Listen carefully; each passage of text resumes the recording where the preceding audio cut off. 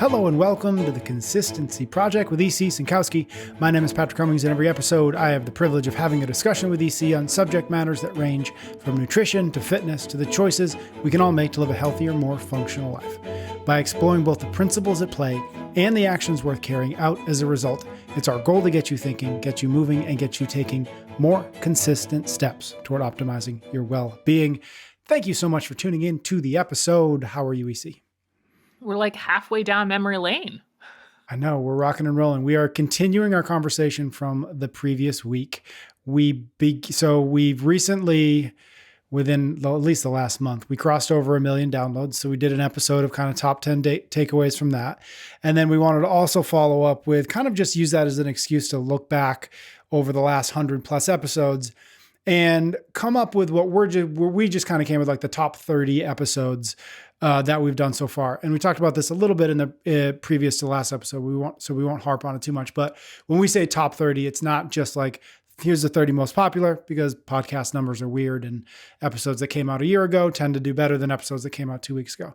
So what we did is we just went through the archives and looked at, yes, what people seem to respond to in terms of the numbers, but also some of the kind of the big ideas that I remember as we were recording them thinking like, oh, that's super interesting. Like I've wondered about that. I've been curious about that. And now this makes much more sense.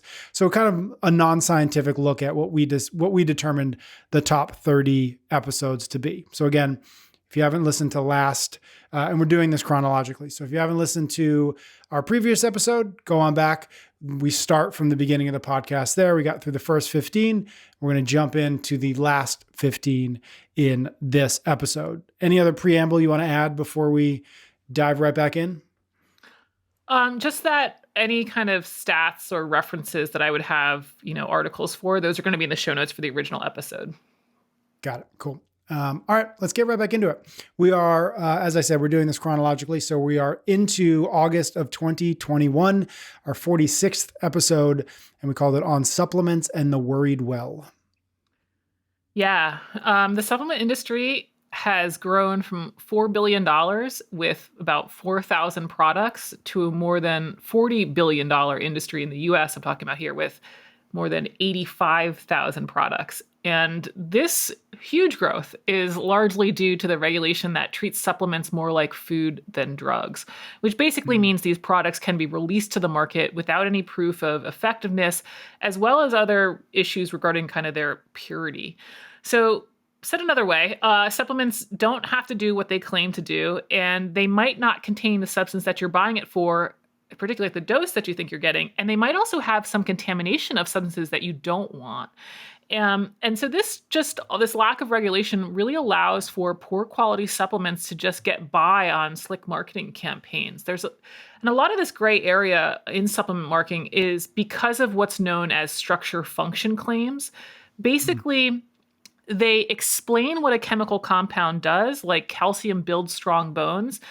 The assumption on the consumer part is they need that supplement for that outcome, when in reality, they're just basically telling you how calcium works in the body.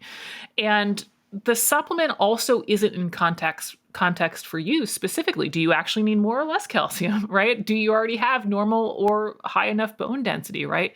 So the consumer buys it for bone health, but maybe they already have good bone health, right?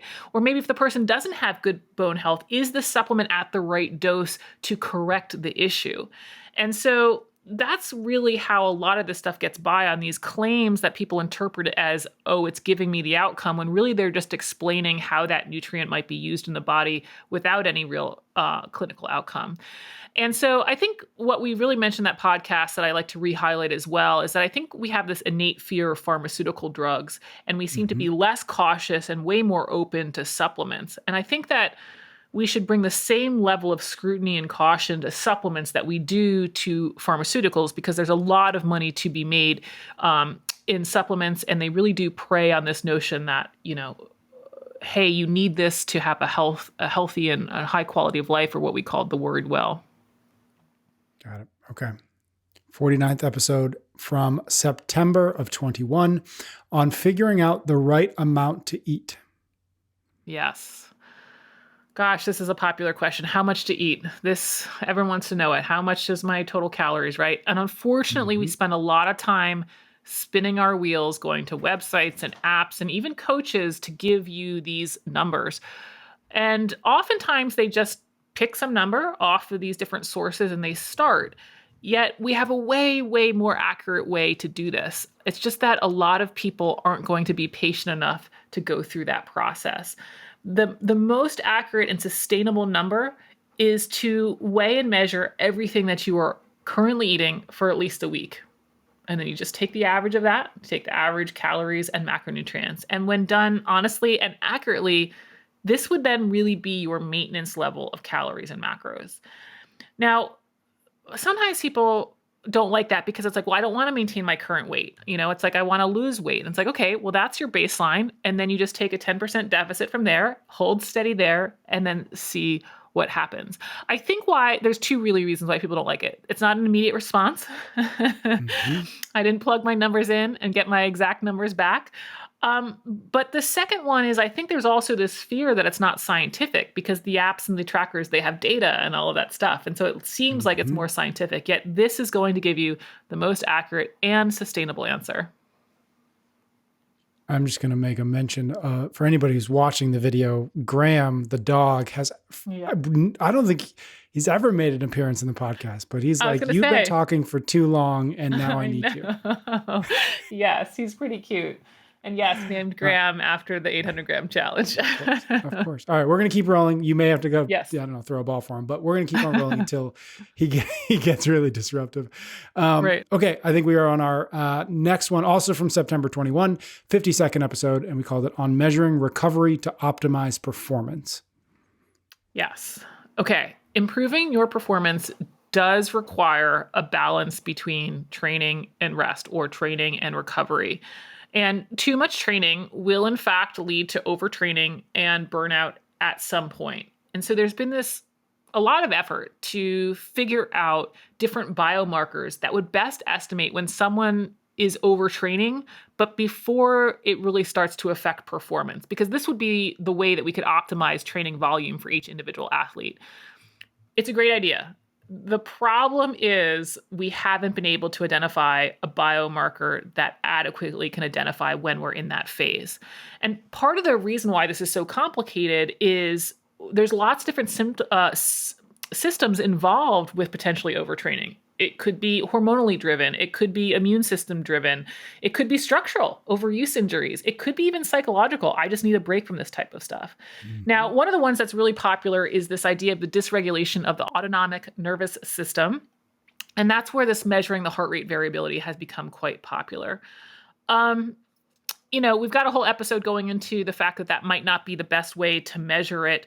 But I think what's really important to point out is that the studies that look at using heart rate variability for maximizing performance is that it's just questionable in terms of the results that we actually see for improved performance. And so I think sometimes what happens is when we use these markers, people will incorrectly change their performance regime based on this marker, when in reality, most of us just need to be training more, not less, right? Not backing off the intensity or not taking a rest day because of this marker that's sort of irrelevant. Mm-hmm. So again, there is a point at which focusing on recovery just becomes for the sake of recovery, and we need to stay focused on performance instead of recovery, which I think leads into our next episode.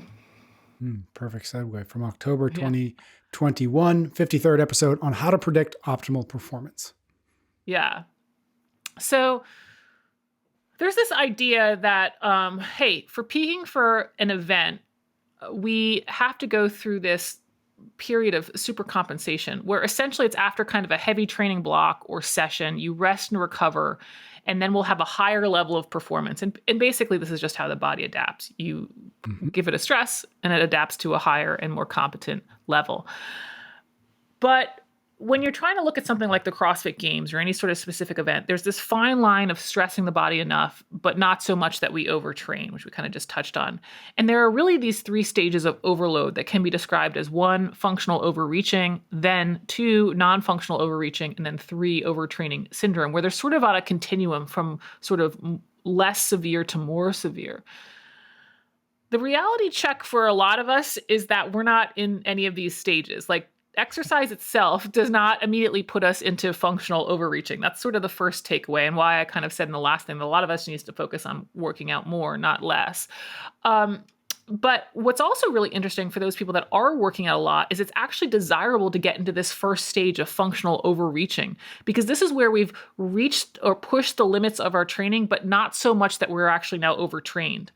Now, what's really hard about these different stages is you only know which stage you got in by looking back and looking at how long it takes you to recover.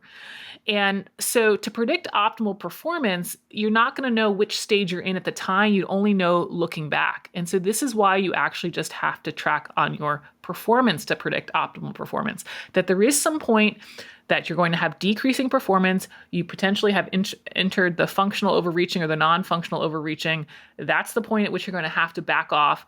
And hopefully you realized it soon enough that you do supercompensate to a higher level and that you didn't actually hit the overtraining syndrome. But this is why experience is such a key part of top level athletes. They have the experience to know when they are likely in these stages based on the season and their training volume. Got it. From October 2021, our 55th episode called On Whether a Calorie is Just a Calorie. Yeah, so a calorie is just a calorie when we're looking at it in terms of a measurement of energy. You know, there's a certain amount of energy released from the breakdown of macronutrients, protein, carbohydrate, and fat, and we measure that energy in terms of calories. I think where we get turned around on this phrase is that it's not all sources of calories are created equal, meaning we derive calories from foods, but not all foods are created equal. And there's 3 different ways that we discussed that you can get calories from lots of different foods, but why we shouldn't consider all foods the same. And the first is we do want to consider that macronutrient breakdown, that while, yes, these macronutrients can be used for energy, they also can be used for different things in the body. And this is how, like, why we focus on protein for lean mass, right? And why we focus on carbs for high intensity performance. And so even though they can be used for energy, they also have different uses in the body. The second factor that we have to use to look at foods is that we've got to consider the micronutrients, vitamins and minerals. Like, they're not used to create energy, but yet they're needed for various processes, including to create energy, but of course other things like, bone health we just discussed, immune system function. So maybe you have to look at foods in terms of their micronutrient value. And another big factor that we discussed is how satisfying the food is. Particularly in a modern food environment, we have to look at things like their caloric density. You know, how much volume are you getting for that caloric value? Even things like fiber in the food can help with satiety. So yes, measuring calories, that's 1 for 1 in the sense of 1 calorie does in fact equal 1 calorie, but there's other properties of a food that you're going to want to consider to make it a good or better choice for you. From December 2021, 59th episode called On the Supposed Benefits of Fasting. I feel like we have to say this first, Patrick, because the fasting crowd is a enthusiastic bunch. Yes. Yes, they are. I actually have a love-hate relationship with fasting. Okay, I understand it's got some great things about it. So if you love fasting out there and it's getting the results you want, more power to you, because I do believe it truly can simplify the nutrition equation for many people. It's so simple, right? But what I think a lot of the fasting supporters miss is that in terms of weight loss, fasting is not unique. And likely for optimal health or performance, it's unnecessary and doesn't actually provide anything more optimal, unless it's controlling the quantity of food for that person. So the first one is, it's been shown in research that fasting does not perform or outperform just counting calories for weight loss. And I get a little bit more buy-in with that one from people, but the big one that people don't like to hear is that in longevity studies, let's say on mice, this isn't how we don't use that type of data to model our life, because a lot of people are like longevity and fasting and like, look at what happens to the mice studies. So problems with those studies are that, you know, we can't extrapolate what we're seeing in kind of a germ-free environment of a different species to how that will play out with humans. And so I encourage you to kind of revisit that podcast for the science details on the health aspect of it. Because again, I think a lot of people think that they're fasting to have, 50 more years of their life, and that's incorrect. And then from a performance standpoint, there's no top athlete who's going into a big event and winning fasted because food is literally fuel. And so I really don't see why people are so focused on wanting to do this. Now, again, if you love it, great. Maybe there's some mental benefits of fasting, the mental toughness or whatever that is, but it can be a simple way to control quantity, but it's not in its unique in its ability to do that. And it doesn't have the health and performance benefits that I think people think it has.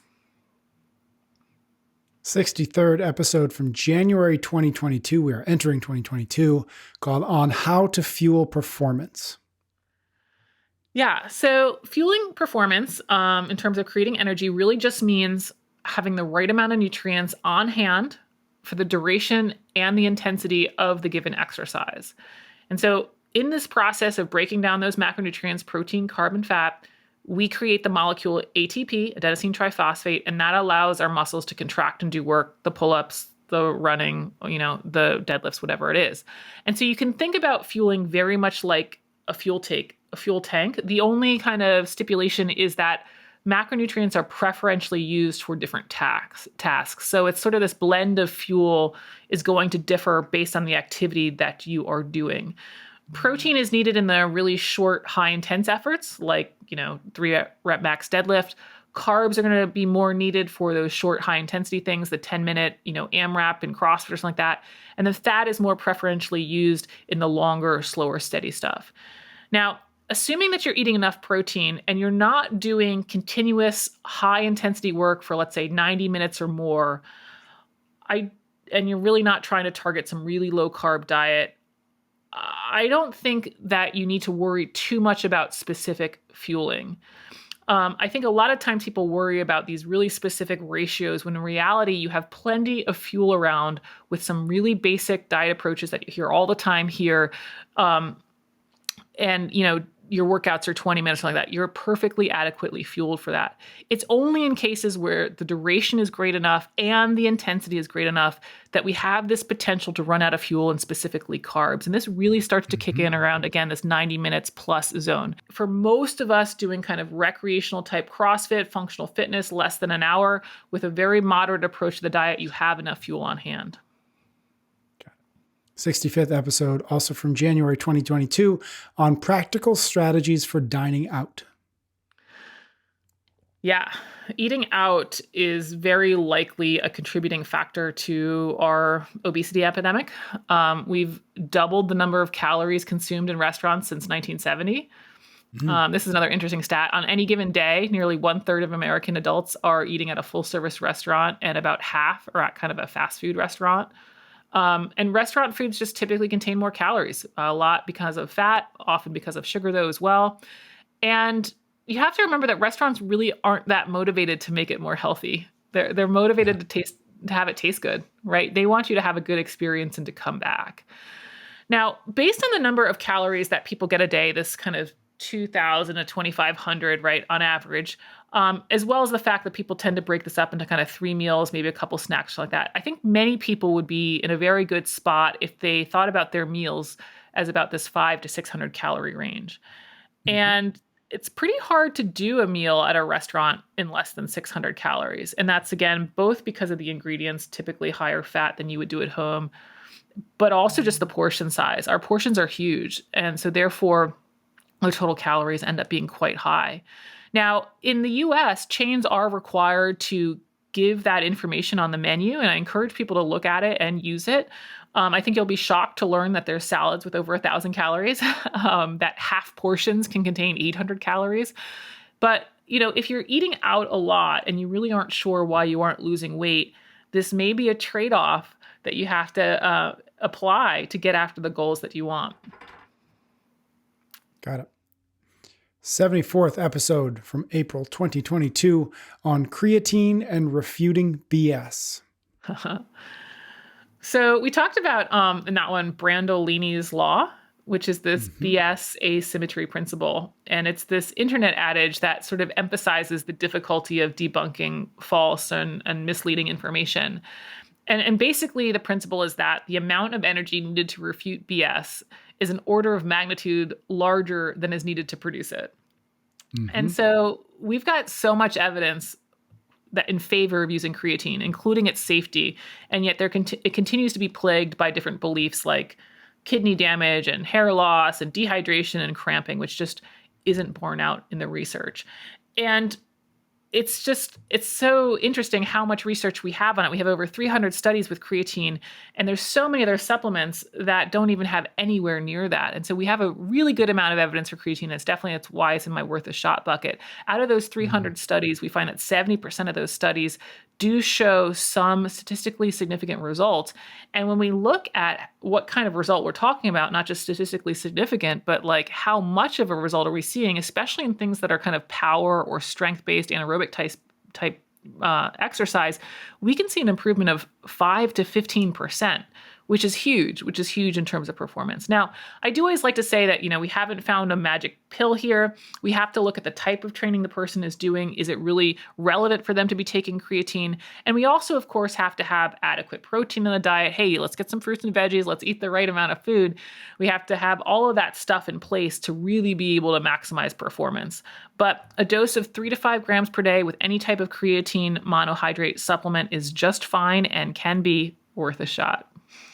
TM. For those folks who've been listening for a while, they'll get the joke. May 2022, 77th episode on having your cake and eating it too. Yeah, this I realized was actually kind of in our top 10 takeaways episode because it was basically one of the hard truths. And what we said in that episode was, hey, you got to get clear on what you want because what you want comes with the trade-off. And I think it was Rob Wolf who I first heard say it, but I think it's just really elegant way to say it. It's like nutrition is all about trade-offs. Said another way, you cannot have your cake and eat it too. And I like to remind people that, diets don't all have to be super extreme and super restrictive as we often think. But if we want to change where we are, we do have to give something up to get after what we want. And we talked about 4 different ways that we see this often in nutrition, but just to highlight one here, one of the things that I see a lot in nutrition is that everybody wants nutrition to be really simple. And in my opinion, the trade-off for simple is boring. Simple to me for nutrition means that you're going to have meals that look very similar every day, day in and day out, because you've done them 100 times. You know how much to buy.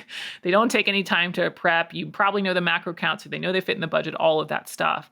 And so when people then complain, well, this is boring and I'm sick of this stuff, it's like, well, then you're going to have to put in more work, and more effort makes this less simple, right? So that's one of the trade-offs. But we also talked about things like, hey, if you're going to make all these restrictions, you tend to have a lot of monotony in your diet. We also talked about that the trade-off for results is habit change, which is hard. And we also talked about how the trade-off for sustainability is slow progress. 92nd episode from September 2022 on stress eating. Yeah, I think there's this popular belief that being stressed results in weight gain, in the sense that if you're locked in a room without food, which likely would cause stress, that we would just come back after a few hours, days, or whatever, and you would all of a sudden have all of this weight.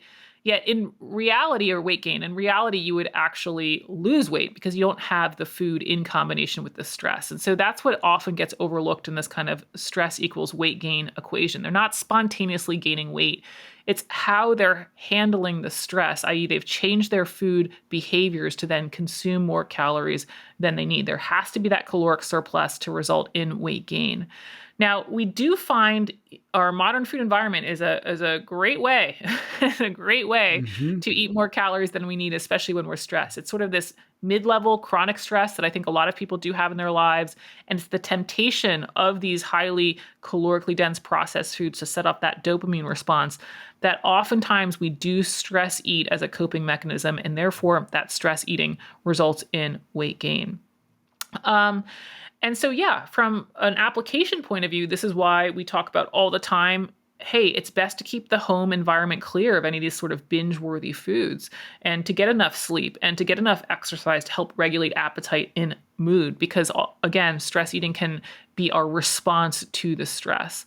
And yeah, of course, work on the stress itself. We got to figure out why we're stressed and if we can use some maybe cognitive behavioral therapy techniques to actually fix the stress. All right. 96th episode from October 2022. It took us this long to get to paleo, on the Oh, paleo wow. diet and the ancestral fallacy. Yeah. Yeah, that's interesting, right? So again, another incorrect assumption is that, the foods that our paleo ancestors ate are the most optimal for health today. And really, instead of making that assumption, we should determine what's optimal by looking kind of at the scientific evidence. It is clear that we are overconsuming modern processed foods to the detriment of our health. And so when somebody thrives on a paleo diet, it is because they've removed some of these foods to help them achieve a better balance of quantity, calories and macronutrients, and quality, the vitamins and minerals in their diet. But it's not because they've improved their acid-base balance or they're eating for their DNA or reduced anti-nutrients, as sometimes these paleo supporters say that that's really the value of the diet. Some of this, for example, the anti-nutrient claims, they'll talk about how grains, legumes, and dairy, they're so harmful. When we go to the evidence to see what happens, we actually see that disease risk decreases when people include whole grains, legumes, and dairy in their diet. So the magic of the paleo diet is simply getting an individual to shift to a more whole food diet than a processed food diet. But these exacting rules, these strict eliminations are not necessary, and I would argue potentially harmful, because people might be excluding essential nutrients or developing these unnecessary neuroses. And there's just a lot of diets like that out there. I think we talk about that a lot, that yes, you can see some improvement with this diet, but their specific rule structure is not backed by evidence or necessary for the goals that you want. 99th episode from October 2022 on aging and menopause. Okay, so how you lose weight is we got to create that caloric deficit. And how you can gain muscle is you got to make sure we're eating enough protein and, of course, have that exercise stimulus, particularly resistance training. This is true regardless of your age or sex. So this means that's true regardless of the menopause stage, perimenopause, menopause, postmenopause. Caloric deficits, enough protein and exercise still apply. What does change with age is that oftentimes the absolute number of calories they need is a moving target downward. And this is largely because we do see a decrease in absolute amount of muscle mass that, yes, is affected by these changes in hormones. Again, not just women, but also men. But what we also find that's a big contributor that I think people don't often appreciate is just this shifting in priorities in life. That, we're not as focused on being as active or as intense, or maybe we even have had some orthopedic injuries that have accumulated by this age such that, our volume and intensity have decreased. And so that also feeds into our loss of muscle mass, as well as just fewer calories burned every time we go to exercise. Now, what is specific to menopause is those symptoms, because of the hormonal fluctuation, can be severe enough and be long enough in duration that they really do start affecting basic diet and lifestyle practices. We talked about insomnia, like not getting a lot of sleep can truly affect somebody's food choices because they're so tired. Now, the unfortunate thing here is there's no effective natural supplements for these menopause symptoms, and that people really need to work with their MD and DO for possible treatments, which might include hormone replacement therapy for those symptoms. All right, two more. This is from our 105th episode from December 2022 called On the Weight Loss Drug That Works. So more than half of the lost weight is regained within 2 years when we look across population studies. And by 5 years, more than 80% of that lost weight is regained. Now, some of this is because of some really wacky, overly restrictive diets I think we've talked about a lot. They're all too commonplace in the market, and they're just never going to be sustainable. So, of course, we're going to have people kind of go off them and go back to their old ways. But some of it as well is there is really a legitimate biological drive of someone's appetite and craving signals, of course, especially in our modern food environment, that is just too much for the individual to sustain at a lower weight. And these appetite and cravings and this biological drive tends to get more and more, off kilter, more severe as the person continues to climb in weight. And so there's this new drug called semaglutide, often sold under the brand names Ozempic and Wegovy. And why it is so successful is that it acts on appetite sensors in the brain and in the gut, so people feel more satisfied. So people basically aren't as hungry, and it helps reduce cravings. But I think what people overlook, you hear weight loss drug that works. People tend to overlook, especially in the media, is that, yeah, we're still going to want to have diet and exercise in place, that it can potentially help people lose somewhere around 20% of their weight, which is huge in terms of a weight loss drug. But if you want to lose more weight, we are still going to have diet and exercise be in that picture. Now, there are some drawbacks, expensive, side effects, all of that stuff. So people need to talk to their doctor and figure out if it's an appropriate solution for them. But it is really getting a lot of attention because it is working at levels much higher than we've seen before with weight loss drugs. All right, our 30th of our top 30 episodes. This is the 106th episode we released from December 2022, called On Optimizing DOMS Recovery and Ice Water Baths. And I'm still not convinced that I need a cold plunge. Still not convinced. But yeah, so DOMS are delayed onset muscle soreness. Typically, that's just muscle soreness that's delayed 48 to 72 hours after exercise.